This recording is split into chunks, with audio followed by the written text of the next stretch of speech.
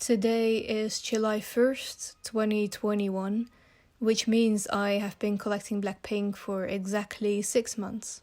I could have just made this video like how I do most of my binder updates, just me flipping through my binder while music plays in the background, but I decided that for this one it would be more fun if I did a voiceover explaining how my collection changed throughout the months and where I stand now. On January 1st, I ordered all 4 versions of the album, and that was that. The journey had started. Especially in the beginning, there were no specific rules to my Blackpink collection. My focus was mostly on Korean album cards. I think that's the starting point every collector takes when starting a new K-pop collection. But I quickly found myself also buying non-album cards and pre-order benefits for all 4 members, and even some promotional cards for Lisa. Both the joy and the burden when collecting Blackpink is that a lot of the merch they come out with and the paper goods that are included in that look really good. And so for someone who decided what they wanted to collect based on if I liked the look of it or not, this was quite hard. Blackpink is not my old group, so there was no underlying pressure of needing to have everything.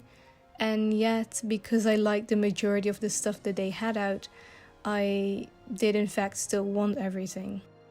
When I made the decision to start this collection, I downloaded some templates for all 4 members, and as time went on and I started becoming a bit stricter about what I could and could not collect, I began taking more and more things off these templates. If there was, for example, one pre-order benefit that I liked but had different finishes from different stores, while still being the exact same picture, I would compare all of them and pick only my favorite to keep on the wishlist. I also got rid of cards that were outside of my budget. For example, the Jennie Hera cards. They are so pretty, but just cost way too much for me. Even cards that I could see myself collecting in the future, but not at present time, were taken out. And so slowly but surely I started creating wish lists that I was just way happier with. Blackpink was my main collecting priority for, I would say, about 3 months. Or at least they were the group where the majority of my budget went towards when it came to collecting. 2021 was also the year I got really into K-bands, and as I started getting deeper into that scene and finding more obscure bands, my focus started shifting more towards them, and in turn so did my budget.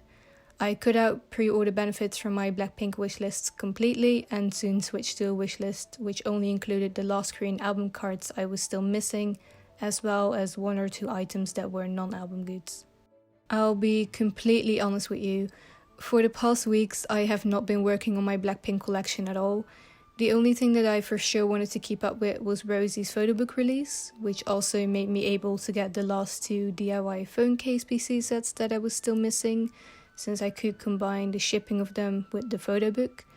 And as of right now, at the time that I'm filming this video, those things and all the 9 pocket slots that have black sleeves in them are the only things that are currently on the way to me Blackpink wise. I have zero clue what my Blackpink collection will look like another 6 months from now. I would like to pick up their Korean album cards again and finally be all caught up with that backlog.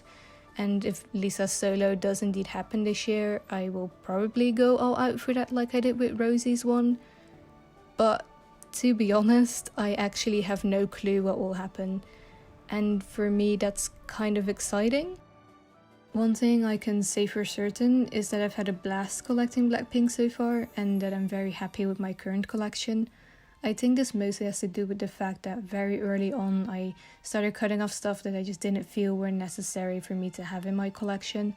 Even if it's incomplete and even if I might decide to not add more onto it in the future, I can say that at the current moment, I'm happy with it, and really that's the only thing for me that matters.